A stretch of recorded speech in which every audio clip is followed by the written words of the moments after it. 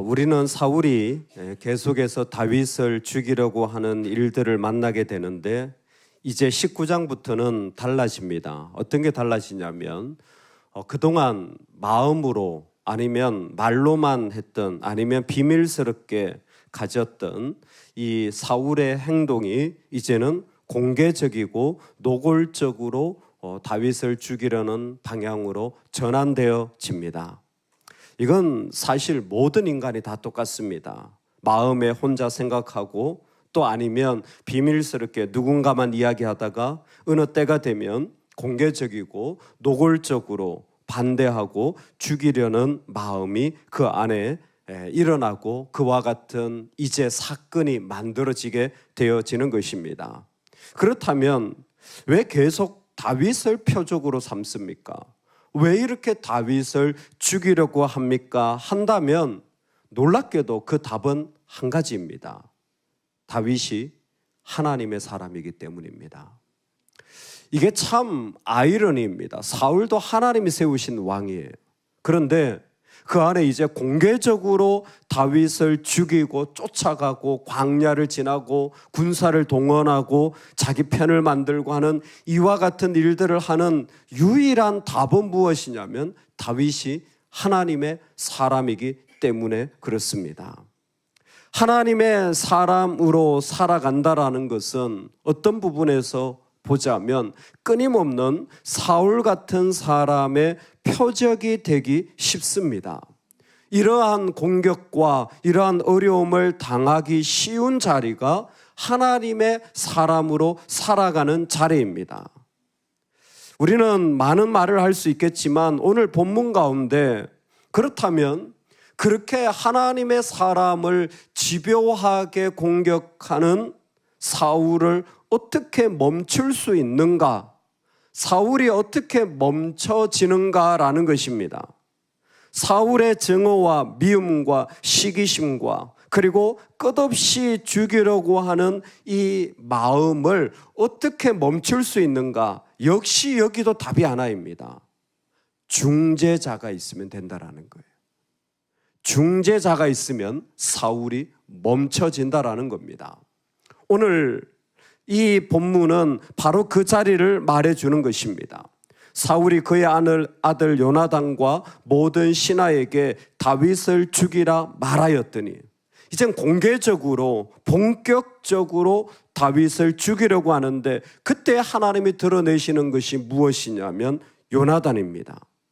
요나단은 사울의 아들이지만 그것과 상관없이 하나님이 중재자로 사용하시는 너무나 귀한 도구인데 요나단의 특징이 뭐냐면 다윗을 심히 좋아한다라는 것입니다.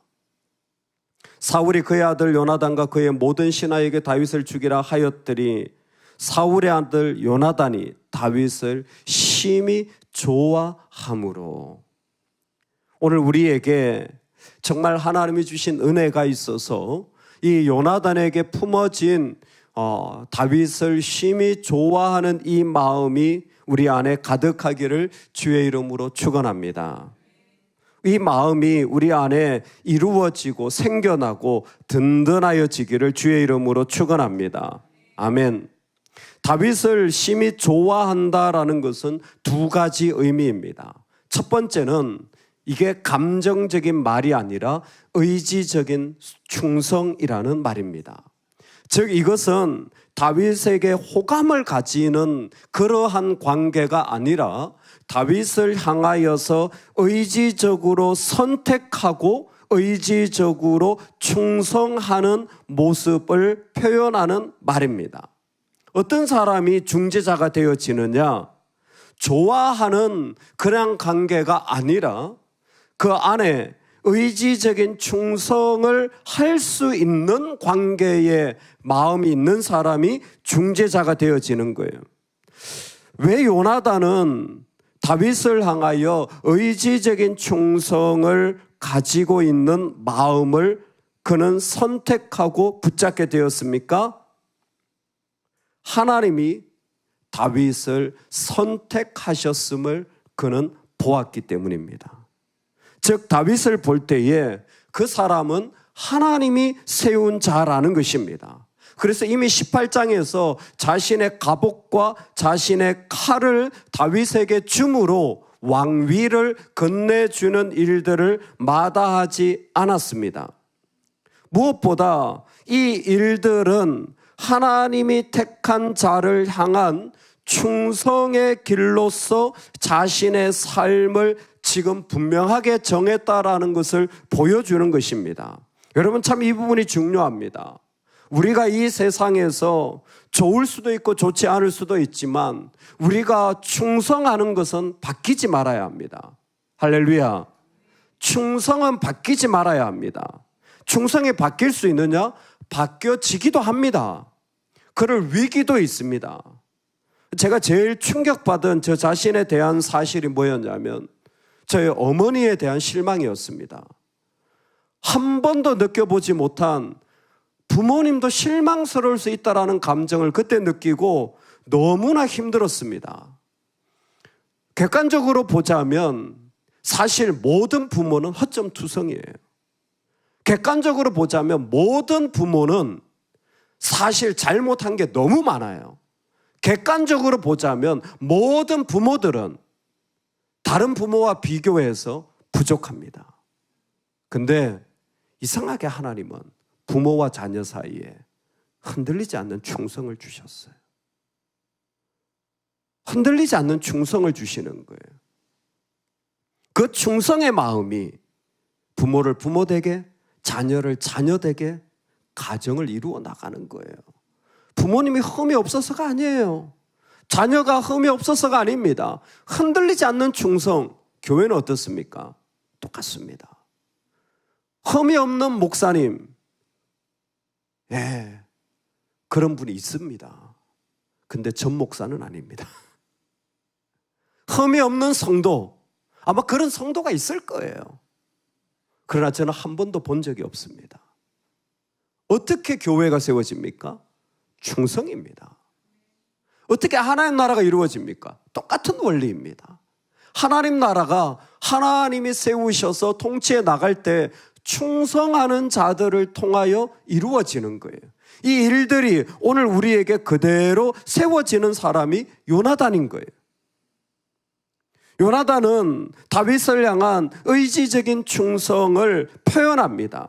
그것이 사울에게 2번이나 왕은 신하 다윗에게 범죄하지 마소서, 즉 다윗은 왕의 신하로서 정말 지은 죄가 없다라는 것을 중재하기 시작하는 거예요.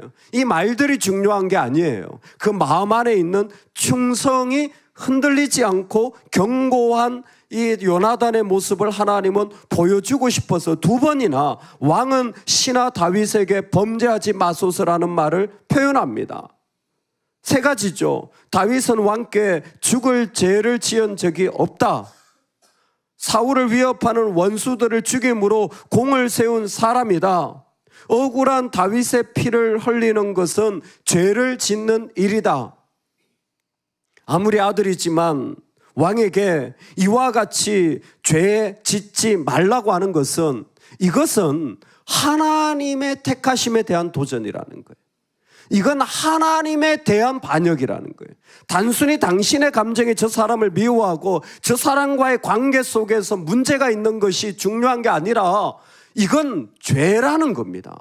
하나님을 향한 반역임을 요나단은 분명히 알고 있는 거예요. 왜?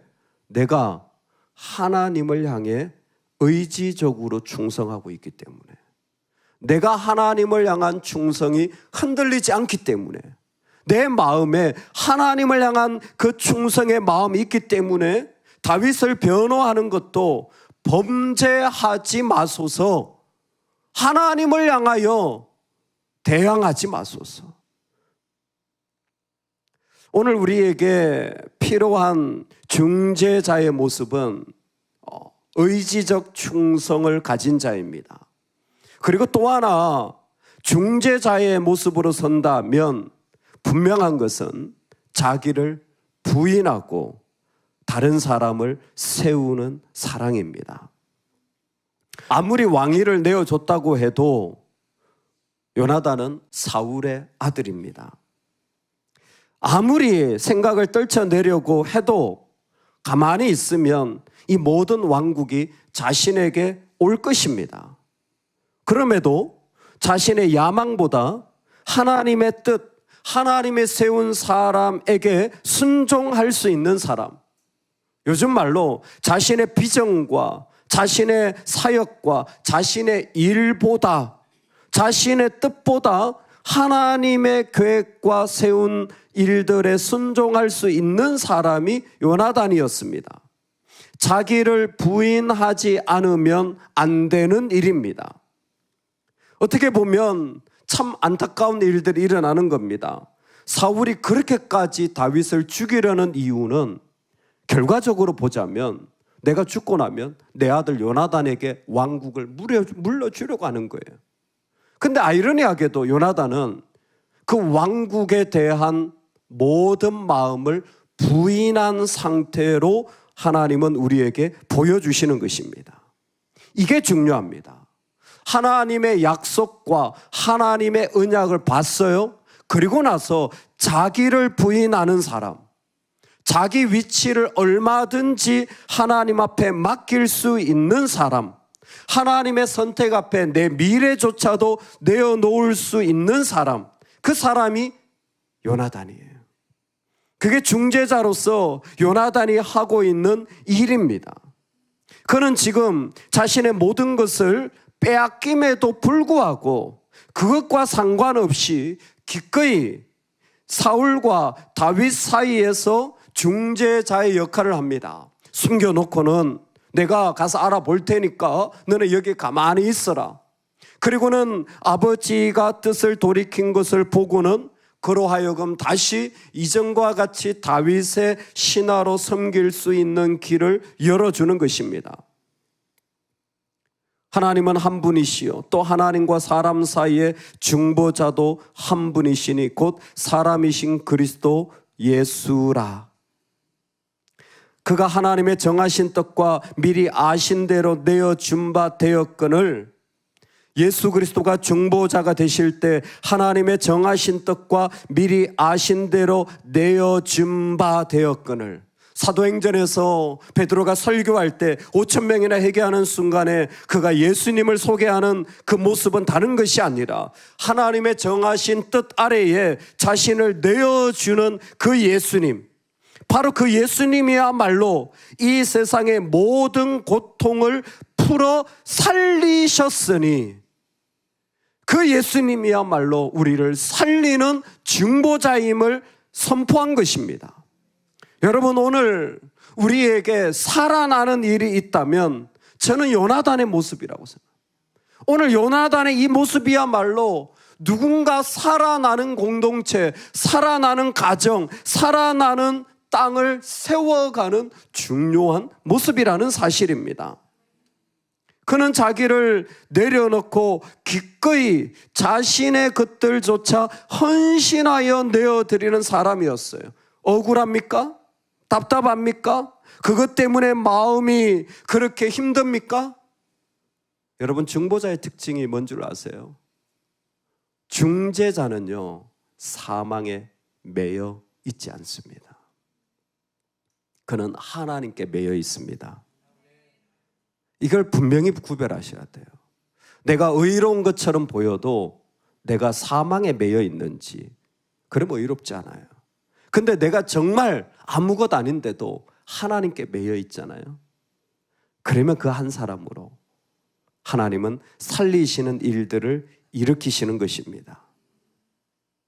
여호와께서 살아계심을 두고 맹세하거니와 그가 죽임을 당하지 아니하리라.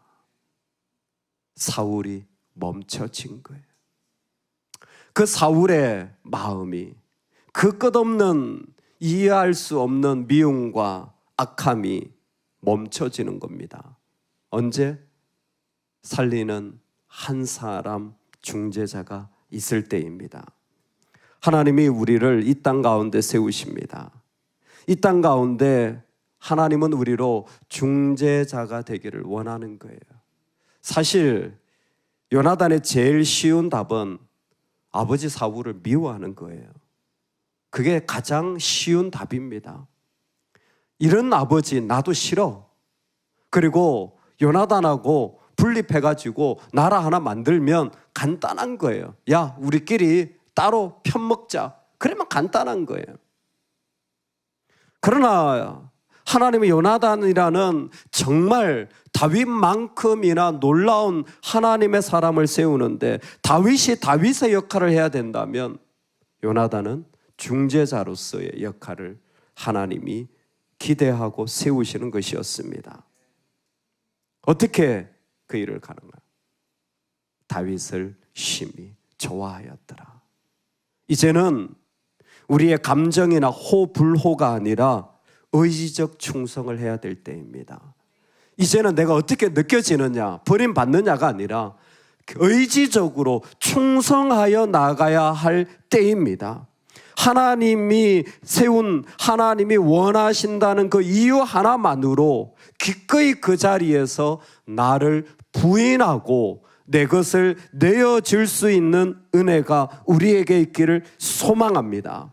그래서 우리가 이 어둠과 아픔에 살아가지만 우리는 하나님께 매여 있는 한 사람, 예수 그리스도처럼 그 가운데 하나님의 뜻을 위하여 자기를 내어준 바 되어서 사망의 고통에서 살리게 하여 주는 주님의 사역이 우리 가운데 이루어지기를 간절히 축원합니다.